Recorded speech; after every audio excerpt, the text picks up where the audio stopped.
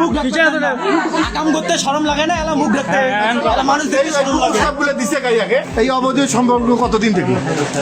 এই 3 মাস। তুমি আমার মা হও, তুমি আমাকে এই কথা বললা কেমন? ছোট মানুষ ঘরের চার দেয়ালের মাঝে গড়ে ওঠা এক নিষিদ্ধ সম্পর্কের টানাপোড়েন, যে সম্পর্ক হওয়ার কথা ছিল পারিবারিক স্নেহ, সম্মান আর ভালোবাসা, সেই সম্পর্কই ধীরে ধীরে রূপ নেয় এক নিষিদ্ধ প্রেম ও পরক্রিয়া সম্পর্কে। মুখ কাম করতে শরম লাগে না, এলা মুখ দেখতে মানুষ দেখতে শরম লাগে। সবগুলো দিছে কাইয়াকে। কথা আরে এটা পেন্ডিল, তোমরা এটা পেন্ডিল না তো না পিডান দাও ইয়া ভাই বাবা লাঠি না তো একটা খালি চালারে বিষয় সেগুলি বিষয় নাই। পরক্রিয়ার মোহে পড়ে মানুষ যখন অন্ধ হয়ে যায়, তখন তার কোনো আর হিতাহিত জ্ঞানই থাকে না। পৃথিবীর সবকিছুকে পাশ কাটিয়ে নিষিদ্ধ সম্পর্কের মোহে পড়ে শারীরিক সম্পর্কে মেতে ওঠে নিজের দৈহিক চাহিদা মেটানোই যখন মুখ্য কাজ, তখন সে ভুলেই যায় এর পরিণতি কতটা ভয়াবহ হতে পারে।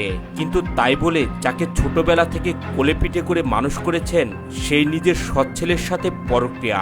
হ্যাঁ, এমনই এক চাঞ্চল্যকর ঘটনা ঘটেছে কুড়িগ্রামের ভেলাকোপা গ্রামে। কথা কর। যে কথা বলে এটা কি ঠিক? হ্যাঁ, কোনো পাশে না কথা বলে না। কথা আরে পিডান না কেন আমি তোমরা বলে ঠিক বুঝি না ডাঙান দাও ইয়া মহিলা মানুষ মুই চলবার বাবার নেকজং না তাই জানি তোমার হাতে লাঠি দিছং কি এটাই। জানা যায় প্রথম স্ত্রী মারা যাবার পর আবারও বিয়ে করেন ছেলেটির বাবা। এরপর থেকেই সৎ মায়ের ঘরে ধীরে ধীরে বড় হন। বেশ কিছুদিন পূর্বে তার বাবা মারা গেলে সৎ মায়ের প্রলোভনে পড়ে ধীরে ধীরে পরক্রিয়ায় জড়িয়ে পড়ে সে। ছেলেটির ভাষ্য অনুযায়ী গত 3 মাস ধরে সৎ মায়ের সাথে নিয়মিত শারীরিক সম্পর্কে জড়িয়ে পড়ে। 3 মাস থেকে সম্পর্ক। এই অবৈধ সম্পর্ক কতদিন থেকে? এই 3 মাস। আরে চুপ করো রে, কথাটা শুনতে হবে না। কেমন করে সম্পর্ক হইল? এনে ছিলাম, এই যে ঢাকা থেকে আসছিলাম। হ্যাঁ, এটা কি এই পেট আসলি না আরো আসছিলি? এদিকে এই গৃহবধূ জানান, নিজের সৎ ছেলে হওয়ায় পাড়া প্রতিবেশী কেউই সন্দেহ করবে না। এই জন্যই নিজের শারীরিক চাহিদা মেটানোর জন্য সৎ ছেলেকেই বেছে নেন তিনি। কিন্তু কথায় বলে চোরের 10 দিন আর গৃহস্থের 1 দিন।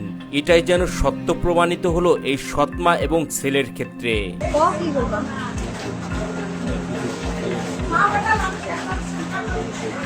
এখন তুমি কি বিয়ে করবা? কোনো কথা কর না, তুমি কি বিয়ে করবা?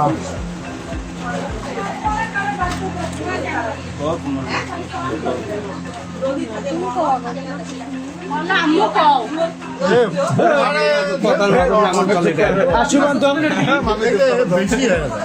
শেষ করো। বেশ কিছুদিন ধরে প্রতিবেশীরা খেয়াল করেন মা এবং ছেলের সম্পর্কের মাঝে নিষিদ্ধ এক সম্পর্কের আভাস। বিষয়টি নিয়ে তারা কানাঘুষা করলেও তাদের বুঝতে না দিয়ে চোখে চোখেই রাখছিলেন। অবশেষে প্রতিবেশীদের আশঙ্কাই সত্যি হলো। ঘরের ভেতর মা এবং ছেলের নিষিদ্ধ সম্পর্কের সময় স্থানীয়দের হাতে হাতে নাতে ধরা পড়লেন তারা।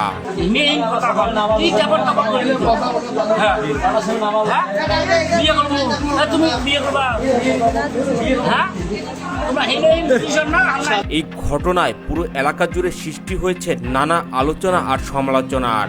অনেকেই এটিকে দেখছেন নৈতিক অবক্ষয় হিসেবেই।